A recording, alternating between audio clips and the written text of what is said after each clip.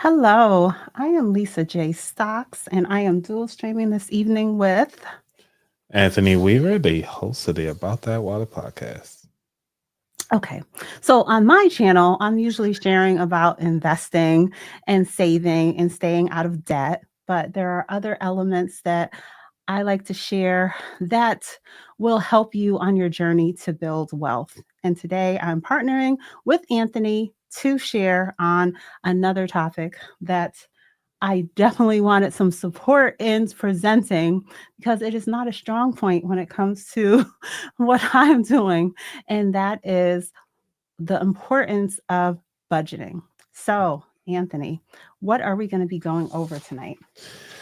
Wow. So, one of the things that we'll be going over is pretty much what is a budget, the importance of having a budget, and the different types of budgets that are out there that can actually help you build the confidence in it. Because I noticed that a lot of people, especially in America, just don't have the confidence in themselves to pull themselves out of the debt that they have dug themselves into.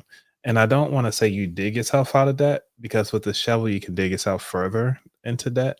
I want you to start pulling yourself out of debt and how you can make that happen. Okay, okay. So, what tools or systems do you recommend for tracking your expenses? Or what is the first step? Is it even tracking? What is the first step in getting on board with having a full understanding of your budget and where every dollar is going?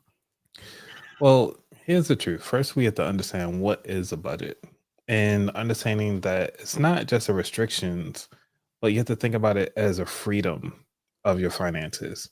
So a budget isn't just punishment. It's about a financial blueprint and just spending, saving, and really just growing your wealth and confidence. And the way how we can get started is by really getting financially naked. And what I mean by that is by taking a moment to look at all of your expenses, just lay it out all on the table, log into all of your accounts, and document everything. And the reason why you want to document that is so that you can understand hey, this is my baseline. There is no judgment. We listen and we don't judge. And this is what we have to do is be honest with ourselves. Is like this is something that we all need to do. I do this on a monthly basis. And because I've been doing it for so long, it only takes me about, 20 minutes to document everything and just get everything updated on my spreadsheet. But when it comes to if it's your first time doing this, it could actually take you about an hour or two. And that is something that you have to actually set time out to actually do because it's important. It's your money. You should know where it's going. You should know who has it and who keeps asking for it, especially with those subscriptions. So this is where I would say to start for everybody. Okay. So you've laid that out. Now how do you personally go about doing your tracking? Do you just use pen and paper? Do you use a spreadsheet? Or, I hope it's a free way of that you're doing the tracking, but if it's not, it's not. But share how you would go about it. And can you give other people that, might something different might resonate with them as opposed to a regular notebook? Can you give us a few different ways, apps, spreadsheets? What do you think? What do you recommend on tracking those expenses? Um, well, to let you know, well, the way how I started, I started the way how I started with my budget in the very beginning is actually using those free calendars. Have you ever gotten those calendars where the people just leave them out like, hey, calendar 2025, like 2025 is coming around and you always get those free ones at work or whatever. Mhm. And so that's where I start. I like to visually see when I'm getting paid on a calendar. I can write that down. Okay, I know I'm getting paid this week. I know I'm getting paid that week. Okay. Now that you got it laid out on when you're getting paid, now it's actually this is where you start documenting when are your bills due. So you want to go down and take a moment and write it down. I'm a visual person, so I like to have everything written out. If you don't have one of those free calendars, you can always go to Excel, just type in a calendar template, or just print out any calendar template, really. Go to Canva, get one, print it out, And the reason why you want to print that out, have it on pen and paper. So it's visually, you can put this on a refrigerator, put this by your bed, where you're going to see this all the Well, time. that's So, for people that don't need privacy, I guess. right. Well, I mean, Yeah, you know, I'm just joking, but let's keep going. Um, um, and if you want to take it digital, there's a couple ways. So if you have Excel, if you already paid for Microsoft 365, yes, you can use Excel. But you can also use Google Sheets. That's also another option as well, so that you can actually document when things coming in, when things are going out. And this is just a start. Now, what do you want to put on that Excel sheet? You want me to go there? Yes, and Okay. can talk about how okay, because you might have bills that you pay on different credit cards, Yes. and I just wanna know, how do we find all of the bills? How do we know where the money leaks are? How do we know when we're, buying gas and buying snacks and we're just doing a little bit too much and then saying, "I don't have money," or, "You're a little short," and Mhm. just yeah, just You just go share. there. Share, just share. Well, because Uh-oh. what's up? You have an Apple, you have a Mac? Yes, I do. Yeah, I must have made some motion because Okay. the thumbs Yes. up popped up on you. um, well, one of the things about where to start, and the thing about it, so you don't have anxiety around money. And a Mhm, lot of people have anxiety around it because they don't know where everything is at. The best way to start is to actually write it down. Just be dirty with it. Hey, you got that credit card? Write it down. You want to write down what you want to write down from this credit card statement. You want to write down the last four digits of it, so at least you know what credit card it is. The bank name. You want to write down the interest rate of that particular credit card. You want to write down the due date, the notification date of when it actually gets reported to the credit bureaus. And then also you want to know when the statement dates are. So those are the three dates you need to make sure you write down on your spreadsheet. On top of that, you want to know what day that they're asking for this, because you need to know, I'm sorry, not the day. You need to know what the minimum amount is for that particular credit card. So at least you know what the minimum amount is, because when you go to pull up your credit report, they're going to show you what the minimums are, and they already calculate the total amount that you're going to pay per month on your credit report. Experian, if you don't have that account, just go ahead on and go to Experian.com, set up your free account. It's nice and easy. You don't have to pay for it. The beautiful thing about having it that way is like you can see everything right in front of you. Next thing you want to do it with the next credit card and the next credit card. Then you want to have another tab if you want to do your bills. So you looking into your gas, electric, water, your house, your mortgage, your car bills. You want to make sure those are all in there. Third thing you want to do is to make sure that you write down all of your annual expenses, your subscriptions. Do you have Amazon? When does that come out? Do you have any credit cards with annual fees? You want to also make sure that the annual fee is listed on your spreadsheet and when it is actually due. So, Chase, most of their cards are like $95 annually. So you have those options. And having this ability to actually see everything in skeleton form will provide you a better resource and a better way to kind of take things to that next level of understanding your budget and where to start. I know it's a lot, but it's hard to do this without making sure that you know where everything is at before you even start your budget. mhm. I think the hardest part is the most, like, painful part is putting when you do have credit card debt, putting the balance and the interest rate, and yeah, that's the hard part, looking at all of that in one place. But, okay. So how do you go about making sure you capture all of the charges if they're hitting your credit card or hitting your checking account, or do you have anything that you want to share on that, or am I going too deep? Oh no, you're fine. So the way how I do it is to make sure first off that you log into all of your credit card companies accounts, and you reason why you want to do this is because you can start setting up your notifications. The notification thresholds, depending on your bank and also the card, you can get it as low as $1. So that means that anything over $1, you'll get a notification. Some banks only allow you to go down as 5 and some is only 10. I know American Express will only do as low as $10. So if you spend something like on snacks or whatever, it only rings up like $9.59. It will not show up in your notification. So you won't get a text message or anything like that. So these are reasons why you want to set up those notifications so you're aware what's going on. Okay, I see the importance of tracking, but no, that would be like way too much. But okay.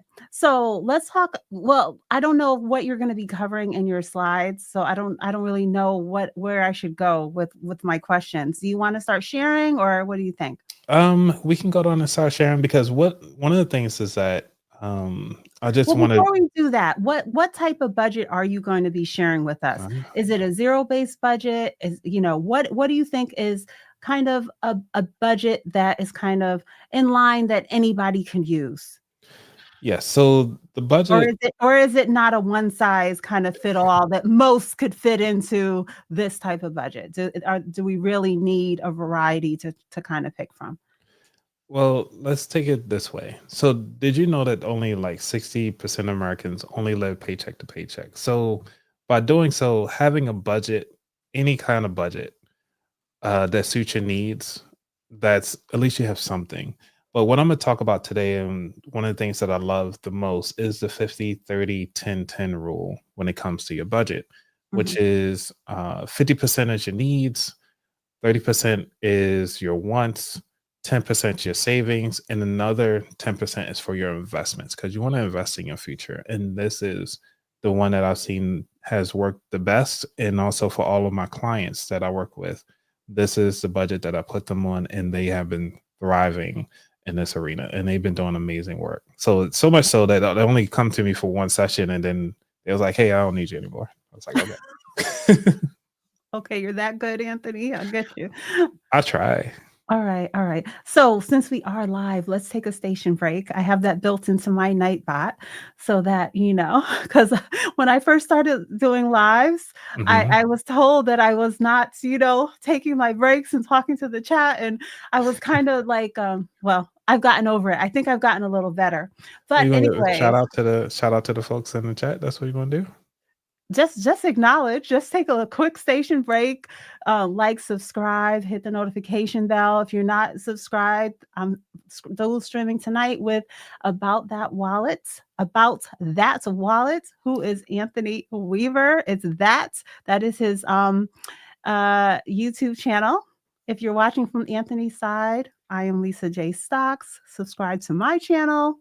And thank you, everyone who is tuning in tonight. We are having a discussion about budgeting, another element that is important to your financial freedom. Okay, let's get back to the show, unless you have something else to share in the station break. Yeah, I just wanna give a shout out to everybody that's joining right now. So we got Cutting Edge, Miss Frugal, Frugal, I'm sorry, frugal. That's Tamika. Karen. That's my channel Aaron. member. Yes. Well, because I was glancing. I'm sorry. I'm so sorry. Please don't beat me up. Uh Tamika, Points Blank Travel, DJ Ron. What's going on, everybody? Hopefully, you guys are having a good time out there. Please throw your questions out there if y'all have any, so we can make sure we address them today instead of you waiting later on. And he has a question like, "Man, I really wish I answered that question." So, Okay. So we'll just take this one question and then we'll get back to our slides. He's saying, Anthony, did I hear you say invest 10% of your check? hey, yes, because it can be invest in either yourself. It could be invest um, in your 401k. So these are things that you want to look into. Is your budget, does your budget actually allow for that? Even if you're not able to get to 10%, you can start off at 1%. But the fact of the matter is that you want to get to that level. So The fact it's of the okay. matter is we need to invest for our future older selves. Yes. And, you know, especially if we're behind, we need to be doing a substantial amount. Yes, pay yourself first. So Yep. Anthony, I know you have some slides and some things that you prepared to share. So I'm going to stop asking questions because I think it's just going to confuse things because I feel like I'm going to ask the questions that you already are ready to cover and probably have, whatever you want to share. So I'm going to let you um, get going with what you want to present. Okay. And then I'll try to keep track of my questions and see if there's anything left for me to ask. And if there is anything as you're going along, I'll jump in. But you are you okay to share? Do you need me to give you permission? Um, Are you're you good? gonna have to present it. I think because it's the same PowerPoint that I provided you. Oh, I need to put it up, but you'll Hmm. be able to move it or not? I'll be able to move it once you put it up. Okay. So I'm going to add it. There All you go. right. So Okay. so y'all can see I can move it. Okay. Okay, good. All right.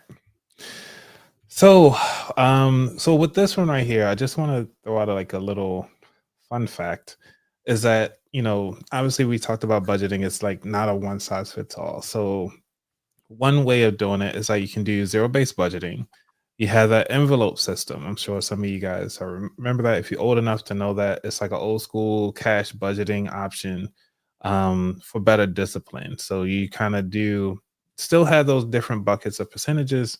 You just dump your dollars into that and then kind of keep it going. And then obviously you have the other budget, which is pay yourself first, which is prioritizing paying yourself that 10%. If you guys have read the book, The Richest Man in Babylon, I highly recommend that to pay yourself first before you pay anybody else, because that's the way to go. All right. Um, so if there's anything in here that you guys want to ask, please do so. Just go down and throw that up there, and I'm sure Lisa will put the question up so I can see it as well. So we got to understand, what is a budget. We kind of talked about it a little earlier, but this right here is a little bit of detail. So if you want to go down and take a screenshot of this, so you have it. Um, so understand what the heck is a budget. So when people keep talking to you about what is a budget, it could be the red B word that's in your house. This is the foundation. You can call it a spending plan. I call it a financial strategy session. So you can actually sit down and actually tell where your money is going. What's the importance of it? Because let's think about it. We live our lives by the seat of our pants. Every second of the day, we either thinking about what can we eat, what's planning out for dinner, what's going on for lunch. Am I going to have breakfast tomorrow? Uh, do I really want new shoes? Do my shoes be like we always thinking of things that we need in our lives, but then it's like, well, do I really need that now? Or is this something that I want to invest into myself in the future? So, like if you look at Lisa's pink, you know, cover for her microphone, I love the Vanna White. If you're looking for that, and I was asking her recently, I was like, "Hey, where did you get that?" Because for some reason I cannot take mine off, and I'm thinking about to myself, like, do I have that in my budget right now to actually invest into a different color mic? Yes, but do I really want to spend that on that right now, or would I rather spend it on giving away a free book, doing a live show, or would I rather, invest into a different service? So this is where you actually have that opportunity to kind of think about long term. This is where you want to start thinking about what do you want to do with your life later on? Is this something that you looking into? And so we're just going to take a deep dive and just jump right into it. So the 50-30-10-10 rule, and this is a very simple budget framework. Remember, this is just a suggestion.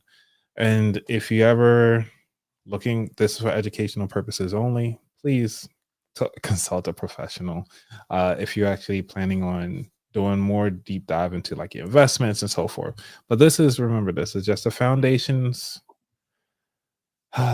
presentation, because I want to make sure that you all at least have some type of foundation if you don't have a budget already. Matter of fact, how many of you actually have a budget? Just put that in the comments. Let me know how many of y'all have a budget right now.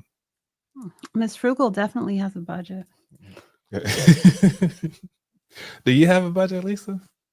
I have somewhat of a budget. It's not perfect. but it's But your budget. I'm admitting it. Hey, there you go. Because, and for me, I've gotten down. I'm so Yes. laxed. I actually kind of don't, and I kind of do. But because I know where all my money is at, it's just kind of like, all right, cool. I know I can get this in how things going to work around. Let's see. Lisa, I agree with you. When you're young without children, go in hard investing first. Get to 100,000 in the bank.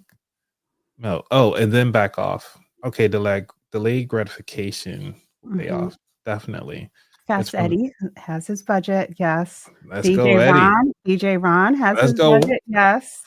Okay, okay. Miss Frugal, of course, because Oh, she shares her budget on her YouTube channel, and I watch her do her budget. nice, nice. Budget Had to check okay. that out. David's budgeting But in his head. hey, Okay. we gotta get that down on paper.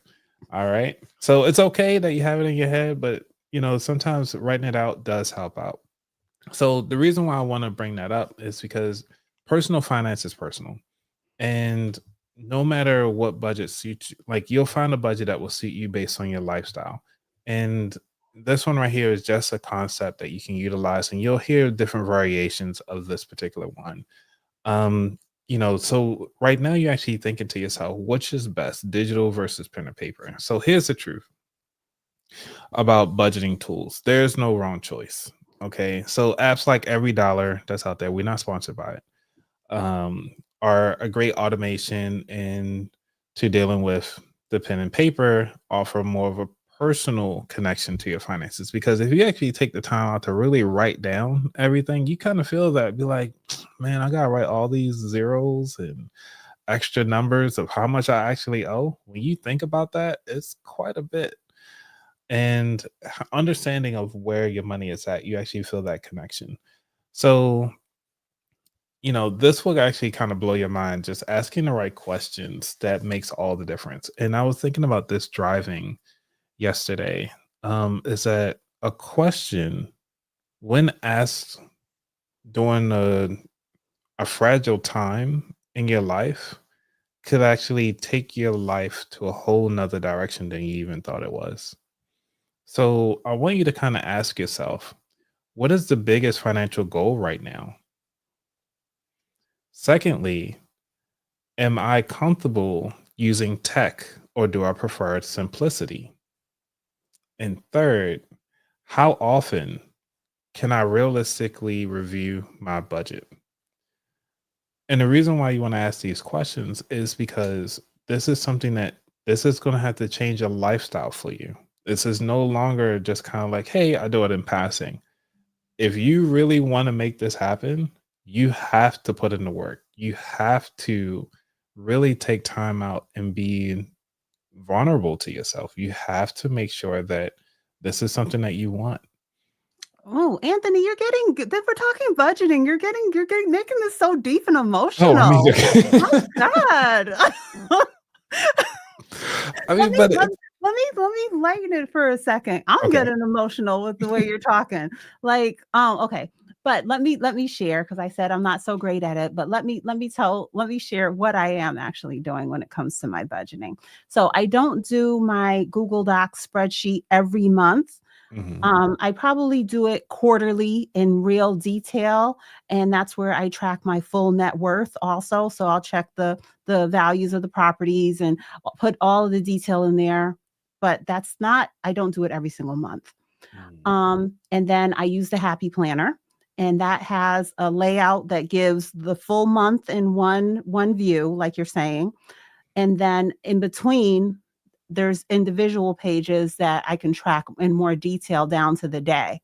But I always like to have a planner that gives me a layout where I can see the whole month in one shot, like you're saying, so you can see the payday and when things are due all in one shot at least. And then on the I make sure to be able to list out everything so that I can see throughout the year. Certain things are going to fluctuate, like the electricity and stuff, but just to have a handle on it and to see when things are really really shifting, and I have to figure out what happened here, you know, or I have to talk Mhm. to the household and say, we need to calm down on the using that heater or using, right now I have some areas of the house that have like electric heaters. So just stuff like that, which I know it's going to happen because it's the dead of winter, but we also have to be mindful because the budget is the budget. So, Right. okay. So you That's wanna take a station break before we move on? I think we Nate, thanks for tuning in. I think we're good. I think we're good. Do you have anything else? Oh, I got plenty. I mean, I No, was I'm just wondering. saying, did Oh, you but see anything else that you wanted to mention?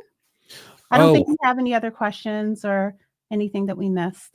no, I was just saying, like, if you're already enjoying this, obviously, if I do have a monthly newsletter that I put out from time to time, like from obviously from time to time, once a month, that talks about either budgeting, things that are happening in the news, and also some AI prompts if you starting a business or even just want to talk to your kids about finances, different AI prompts that you can actually utilize with that. So that's all in my monthly budget, me and my monthly newsletter. I'm So looking guys, at the word budget. yeah. Guys, this is a special event tonight with me, dual streaming with Anthony, but every Thursday night, 8 p.m. Eastern Standard Time, Anthony streams on his channel. Okay. Awesome. Thank you. So this is where we get down to actually putting everything into a budget. We kind of talked about this already on a prior slide, so don't have to go into detail. If you guys want to take a screenshot of this one, you can go for it. Um, so I'll give you a second there. Okay, so this is where we start getting into making the budget work for you. And the reason why I'm doing this more like in a presentation style is because I used to be a teacher. I think once you're a teacher, you're always a teacher. So it's just kind of like this is comfortable for me.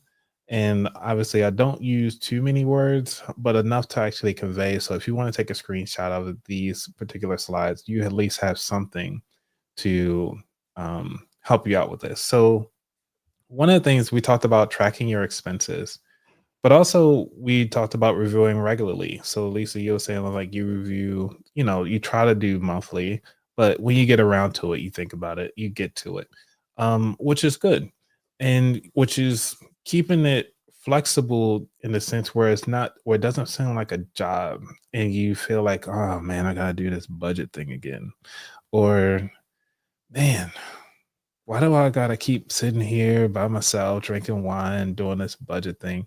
You can have it down if depending on the app that you use. You can actually sit down and just do it a couple seconds on your phone. I like to just have everything spread out. I try not to do it. Oh, the most important thing of just doing it is also the location of where you actually doing your budget. So if you're always at the dinner table trying to do your budget and then you got to eat there as well, try not to mix those. I challenge you to go to a different area of the house or of the apartment just to kind of sit down. And even if you need to go to a library, you can just go to the library and just do your budget. It's free. You can get one of those free study rooms and just do everything right then and there because you don't want to mix money. And I don't like to mix money and food. I'm not sure if it's just me, but I don't like to have that same energy of like, I'm stressed. And then I gotta go get something to eat. And then like when you're making your food, you feel stressed because it's in that I same space, you know? Yeah, I understand what you mean. When we first went into having to work from home and couldn't go outside at all, Mhm. I really didn't have a home setup. I would work from home sometimes, but it would be like a day, a half a day here and there. And then I went to 100% home all of the time. Mm. In the job that I was in when that happened, I was going to the office 100% of the time. So I was, when I had to start working from home, I was working from the kitchen table, and I worked from the kitchen table for a long time. And then I said, okay, this is real. This is not changing. So then I got a desk. And when I have a desk downstairs. So when I sit at that desk, I hear what you're saying. I'm in a different mode when I sit at that desk. And when I come up here to the studio, I'm in Mhm. a different mode, like it gets me in that right headspace to do what I have to do and stay focused on it. And it's almost like you giving yourself like a financial gym where it's like, you get your gym clothes on. Like you can actually have some fun with it. Like, hey, this is my budgeting shirt. You just put on a different shirt. I just want to budget out and just knock it out. But you're in that space that you have where you're like, hey, I'm locked in, ready to go. Okay. Um, yeah, so that's one of the things I like about it. So change your environment, change your lifestyle, and let's make it happen. Okay, Um, I saw on that slide that we oh, had there about automating savings and yes. yes, let's get into the to what we're Okay. really the deep let's Just do dig the in. topic. Let's Oh do my the gosh. Okay. topic, Anthony, Yeah. because I think that that's a really good point, and I think that's something that can help a lot of people is making sure to automate those bills. That's going to help you towards your credit score and just all the things, because sometimes life gets in the way and you could forget to pay your bills, but automating your savings, your investing, automation. Yeah. What So do you one of the things that I like to do is actually have multiple bank accounts. So, some people just have the money in for like, hey, you got your checking account, okay, and then you got your savings. That's most of the two that people have. Well, I actually have one that's called for the car because anything can happen with my car. I'll put Mhm. some money into that one. I have one for the house. So if there's anything else that I need to get for the house, cool, I got money for that. Then I have money for my splurge fund. So I can actually go splurge out and geek out on tech stuff. And then I have one for vacations because Mhm. going to these different venues, though it's on the business side, I have the business set up for that as well. But as far as when I'm going on vacation, I have my vacation fund and automating all of that. This is the beautiful thing about having it automated. It's like a set it, forget it type thing. So I'm not sure if you know, Lisa, but when you go to your bank and you go to HR, not even go to your bank, you just go to HR at work and you can tell them saying like, hey, I want you to allocate 10% of my paycheck to this particular account. I want you to do 2% to this account or this dollar amount to these different accounts and have all of that automated as soon as you get paid. So Yeah, you don't have to I did. manually do that. I I did know that, but I've never gone about doing it that way. I just have my check. I've always had my employer with just one place to send my entire check, and then from there, um, you know, I allocate it over to my accounts at Discover. The way you're describing, I have multiple accounts too like that. I Yeah. haven't. So like you have like a set of forget it accounts, like you have like a whole nother bank where you're throwing everything over to Yeah, as I well. use a local bank for that's where the direct deposit goes, but then once I pay the bills out of the checking account, the remainder has to go into those different buckets, Yeah. And that's the beauty of automation. It's including over to my investment apps we have to because you there's a gotta good make A sure those, right? there's a good APY over there too, so I have no problem with having money sitting over there. I love that. And because when it comes to it, also, for some of you who haven't heard of this, which is a high yield savings account, which is HYSA, so you might hear other. So I want to make sure I educate you as well, not you, Lisa, but I mean like you as a total you who are listening. Is the HYSA, the high yield savings accounts, which are providing interest rates are a lot higher than your typical big banks. So, like Bank of America might got 0.01% for your checking or even your savings. If you switch it over to a high yield savings account, which are a little smaller banks. Some of them are online. You're actually looking around like 3% right now. And I know during COVID and when things were like heavy, it was around like 5%, which I thought was amazing. So, Mhm. having those different opportunities that are available to you to actually automate that process so that you're never missing a beat, you're never missing uh, a bill, you're never missing anything. And I think this is great to have. So, hey, what's going on, Thriving Globe with Joe? Thank you for coming through. Um, So, I'm still oh, getting 3.75%, good. uh, at Discover on my regular savings, and I think I'm getting about 3.9 on Webull and about the same on Moomoo, just to mention. So it has come down from the around 5% that you Yeah, mentioned, but I'm still not down to 3 yet. right. Still close to 4, still close to 4. Yeah, because I utilize Marcus, which is backed by Goldman Sachs, so that's Mhm. been helping out really well. I think they last I checked, I think it was a couple days ago, it was like a 375. Okay. So yeah, Same, it's same. a lot out there, you guys. So please do not leave money on the table by not taking advantage of this. And then also with the automated, I'm thinking about this even with your retirement accounts, like automate that stuff. I mean, yeah, it's a savings account, but it's for your retirement when you get older. So it's still saving something versus nothing. And if you're just starting out, it's okay. Start with 1%, start with $1, put something in there and then grow from that because at least you're investing in something and have that delayed gratification for later use. And even with the $1, it's a start. So you can even start doing your seed money if you want to get, making hundreds of thousands of dollars like Lisa is over here with the with her stocks and stuff. You know what I'm saying? With my Yeah, FXAIX? yeah. So I hope everybody's watched that video. because we want to make sure that we can have that kind of money. And if you're new to investing and you just don't know where to start, it's okay. Start with your seed money. Automate that process where you're actually putting that $1 into that savings account. Let's call it seed money, or you call it my investment fund, or my future life fund. Like you can go in and rename all your accounts. Do that. Automate that process. So when it hit a certain threshold, you're like, all right, cool. Lisa about to talk stocks. All right, I got my seed money. What are we getting into today, Lisa? And then you can invest on that, and that's the Oh, beauty of automation. speaking of that, I did open a new account. I think It's called the Lisa J Stocks account. there you go. There you go. I love it. So these are the common challenges when it comes to investing. I just want to highlight this when it comes to budgeting. One of the things is identifying your budget killers. One of the things that I like to look into are your habits, because remember, this is a lifestyle. This is an acronym that's done for, people that are coming out of rehab.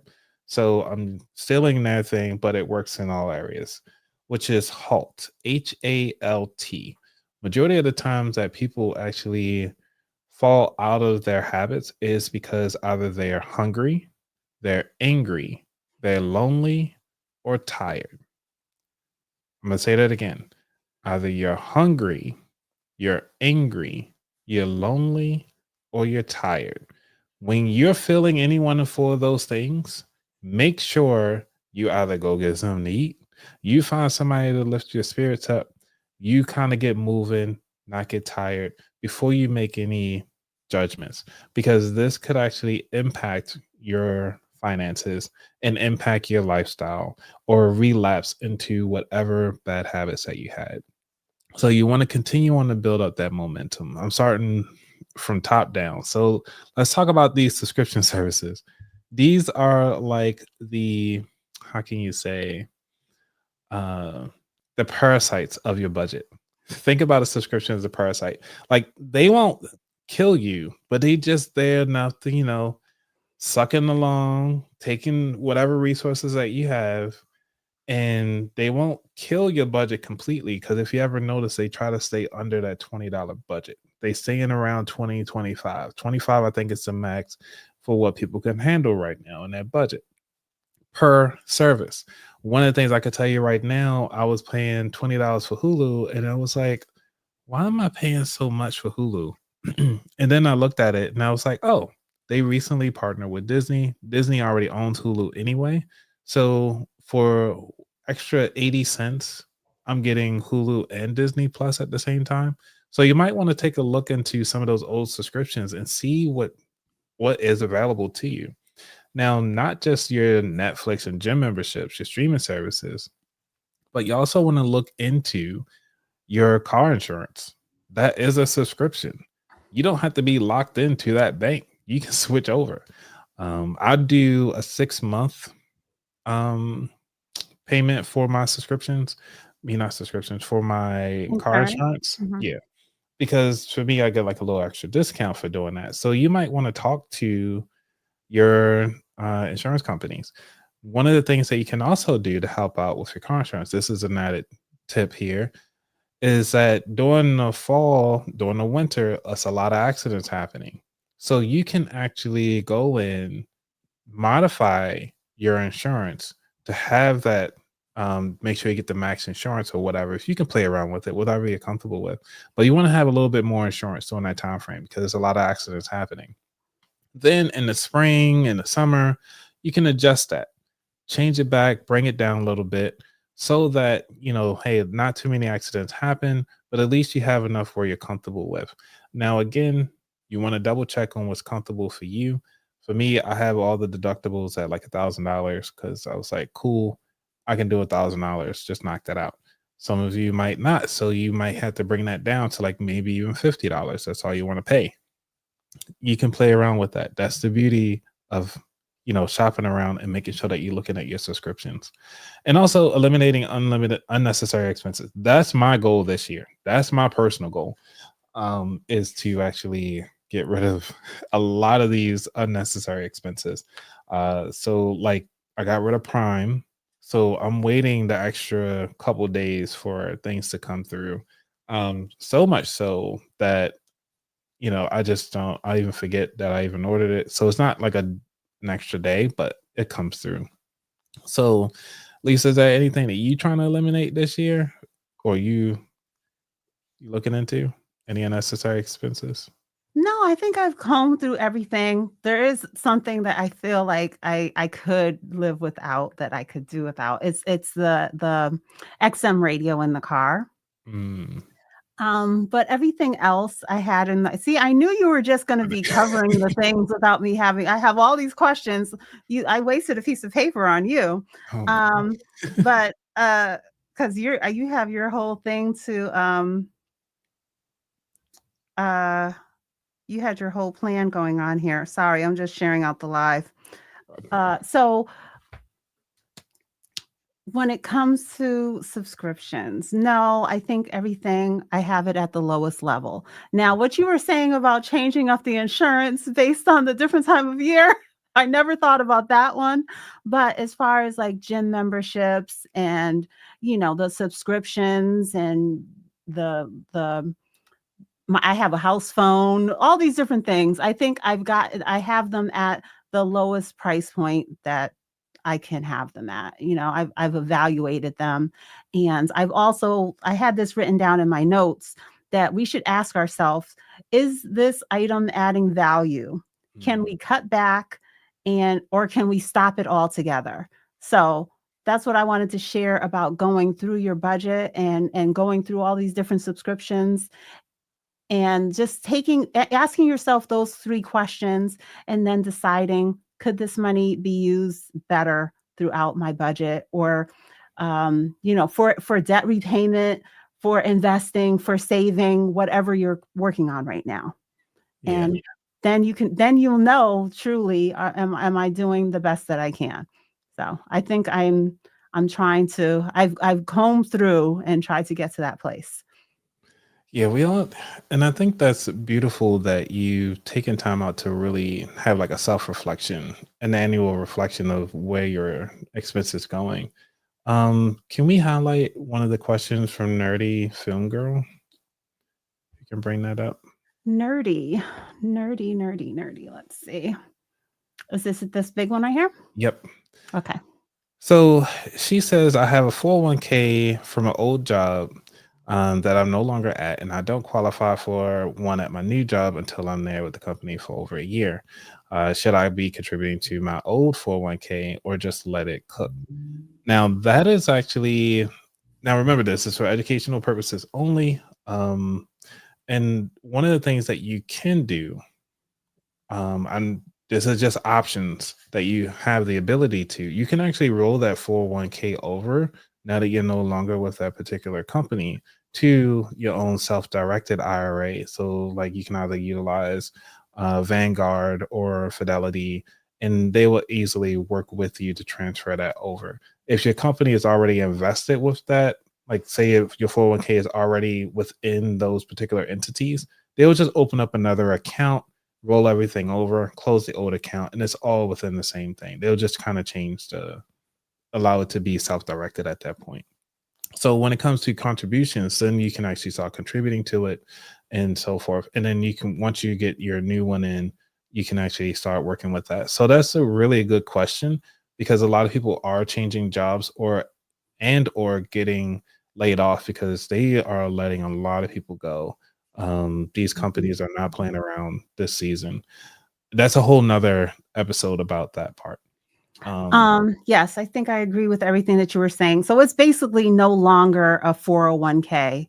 You're mhm. gonna have to roll it over, make sure that you do it in the proper way so as not to, create any tax implications if you're not staying with the same broker. Evaluate the broker that you're with because this could be an opportunity to move to a better broker. I don't know which company, you were with. I know I was with, I had a job, my very first job that I was with for a long time, it was with empowerment. And I was not having a good experience with empowerment. So when I had the opportunity, when I had the money mindset and I finally got my life together, I made sure to do a rollover to Fidelity and I got started. And the video that I was mentioning about with that I invested into FXAIX, that is a portion of the money that I rolled over from empowerment. So Gotcha. once you do that, and if you are working, and you're limited, I would say definitely do that and contribute to it and contribute to the max, which is probably going to be 7,000 for you if you're under 50 years old.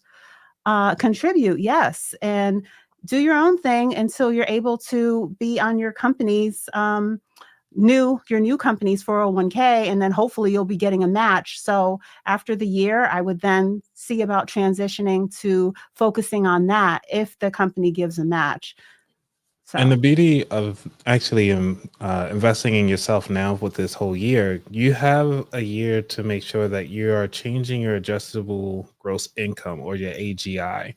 I talk about that on my show annually. There's a lady that comes on, Angelina King, with 718 Tax Services. So she comes on every year to talk about this exact thing. So please check out my channel and we can take a deeper dive in. Like you can learn a lot more into that because we did a full deep dive into rolling over your 401k.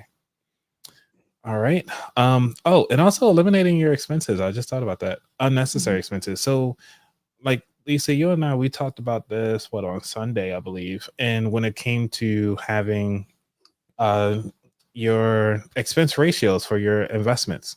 Like if you take time out to really look into that, because that's an expense that could be easily creeping up on you that you're not familiar with or you're not yeah, aware of. So please take a moment to look into those ETFs that you're looking into. I mean, that you're yeah, invested and in. sometimes with you when it is a 401k with certain companies, you're limited into what you can invest into. It might just be a target fund or, it might be very limited. So this could be a great opportunity for you to get into better investments. Yeah. Okay. We got like one more slide after this. And so this right here is just actually aligning your finances with your goals. So if you guys haven't done this yet, I highly recommend. I mean, matter of fact, how about this? How many people actually do vision boards? I don't do a vision board. How many of you do vision boards? Do you do a vision board, Lisa? No, I did Right. once. I did one in Okay. life. And Okay. I haven't gotten what I put on that board accomplished, so I'm not doing anymore. You're like trash. Let's No, trash I'm this just whole thing. saying it was Okay. kind of like you had me before. It's a little emotional, like Because the reason why I asked this is because with these vision boards, this is something that you want to do with your finances. You want to actually take yourself on a financial journey, a financial dream journey. And you can even do this when you're dating somebody. Ask them like, so what are your ambitions in life? Where what would you like your life to be if you had all of your expenses paid? Where would you like to go? What would you like to see? uh what is it that you hope to experience before you leave this earth?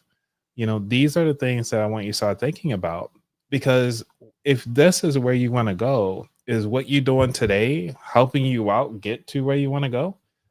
If it's a no, then you need to adjust. These are the things that we have to start asking ourselves. Is this something that we want to have?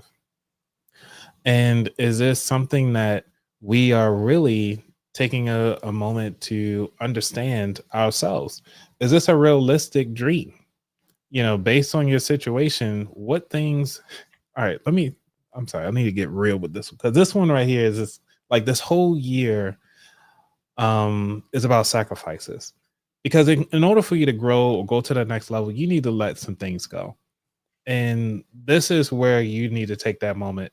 And hopefully, if you guys are listening to this, take time out to write this down. Where the heck do you want to go? And who do you need to get rid of? When I say who, I mean actual bodies. Like, you need to get rid of some family members, not like get rid of them, but like you need to separate yourself from them.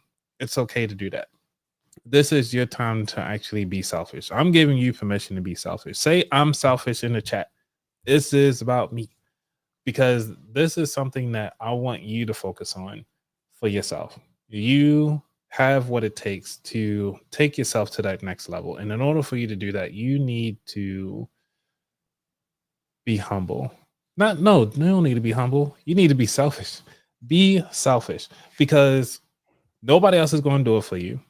You can sit here and listen to Lisa now. We not in your budget. We don't live your life. We don't pay your bills. We are here as a guide on the side to help you along your journey. Maybe if you're tuning in to the first time and you're just hearing about us, hey, thank you for being here. I'm happy. But honestly, we're just random people on the internet. Something do you? I'm not random You're not people. random. No, I'm not. I'm a random. I'm your best friends. I am You're the Lisa best J. friend. Stocks. I got I somebody know over this. here messaging me and telling me to pay attention to my stream. Oh my gosh! Like, But I'm sorry. hey, Thank you for holding it down so well, Anthony. oh no problem. That's what I'm here for. Okay. Because trust me, I'd do the same thing. But but Lisa, you're the host, so you're actually looking at. I'm thinking that you're looking at questions. So if you're looking down, it's fine. Um, no judgment here. And the beauty of having a moment of understanding of where you want to be and where you want to go is that you know what you need to cut. So, all right, you reap what you sow, what they always say, right? But reaping is one skill. What you sow is a whole nother skill. So if you want to plant oranges in your yard, you need to figure out when you need to start planting that tree, which is today. And when you start reaping it, which is all the fruit from there, you need a ladder. Do you need some hats or whatever? These are different things that you need to know on how to reap what you sow. So right now, we're just helping planting the seeds. It's going to be up to you to kind of figure out what skills that you need to start taking some of that money. Because when you're doing your investments, that's one skill. Okay, cool. How do I invest? All right. Boom, boom, boom. I put my money in there. All right. My seeds are growing. And this is why I asked you, Lisa, was like, how do you know when to sell your stock? How do you know when to reap what you sown already? These are the things you need to think about. When is the right time? You need to figure out what is it that you want in life, and is this a goal that you want to have? Okay, well, you adjust, you grow, you prune off the dead leaves, you prune off the dead people that's in your life, you prune off those dead conversations, you prune off the low energy, low brow stuff that's showing up on your social media pages. Mm. It's okay to do that. But you're here now learning about finances. But I'm sorry, this is not strictly numbers. This is about the mindset. This is a lifestyle. And this is what I heavily focus on, is the sandwich generation and the lifestyle around their finances. Because everybody know how to make money. A person on the street I've know how to make talked money. about it, but can you please define the sandwich generation for people that Oh, don't use that term on a regular basis? I yeah. am the sandwich generation, so but let everyone know, please. Okay. So the sandwich generation are people between the ages, I would say around 35 to about 50. So those are the people who have kids and also dealing with their parents. Not dealing with them, but in a sense, they are caretakers for their parents. Now, you also have what they call is the club sandwich. Whereas if you had your children young, now you got grandchildren. So the grandchildren are in the mix, your children in the mix, and now you have aging parents. You're in the middle. It's a lot going on in that sandwich. And then you have some people what they call as an open face sandwich, which is where you just have your parent, you're a caregiver for your parent, but you don't have any kids, or vice versa. And I'm actually in the open sandwich generation. I don't have any kids. And this is something that we all have to kind of think about. It's like, how do we actually align our finances with our aging parents or with our aging kids? These are real conversations. When your parent is getting old and they're about to pass away, they're about to pass away. How are you actually aligning your finances and your goals? Are your goals still the same? You don't have that energy, or you want to take that trip to Belize, or you want to go to Bora Bora just for a weekend or a month or something like that. But now you got an aging parent. How are you going to deal with that parent with your finances, the way how they currently looking? Are they moving on their own? You know what I'm saying? Like, And I often say to look to the older people around you that seem to be living well and comfortably in retirement, and see what you can learn from them, because I think a lot of people are not in that situation. They're more what you're describing, where there is some struggle and they did not have enough invested to be able to manage their lifestyle comfortably in retirement. and it's tough. So it's like, how do we deal with that though? Like, like these are questions you gotta ask. Put the work in now. So, Mm. Anthony, thank you for Oh, being with me, we got until like a I couple minutes. I'm sorry. what? Go ahead, go ahead. No, I didn't realize we coming up on time. Got a Oh, little okay. passionate. Okay. But We are coming up on our hour, but I wanted to say I got to 5,000 on our live stream on Sunday. I did update my Nightbot, so next goal is 6,000, but I did update that. nice. Yeah, so my goal is 10% of that. So I'm trying to get to 600. I currently have 592. So let's go and make it happen. If you haven't subscribed to my channel, please do. Okay. So I guess we need to start wrapping it up for this evening. Thanks for tuning in. I know this is something different because my channel is primarily investing. So I hope you don't mind when I mix these different things in. But it seems like the people were in the chat and they were enjoying this topic tonight. Anthony, what do you think? I think this was actually a good live. Mhm. I appreciate it. And thank you so much for doing a reverse interview for me on my live show. A reverse interview? What do you Well, mean? yeah, because I've never been interviewed like doing my live shows. So this is actually pretty, well, actually, no, this is the second time to be interviewed on my live show. Okay. During the Well, time I frame. don't know. I don't this is a live and Sunday. Well, I have to talk to you offline Okay. about that. So, um, and Nerdy Film Girl, it seems like she discovered both of us today. Oh, So welcome, let's welcome. go. I don't know if we got into some we're not vertical, so I don't know why she discovered us today, but that's great. Yeah, let's give her some air horns for this discovery.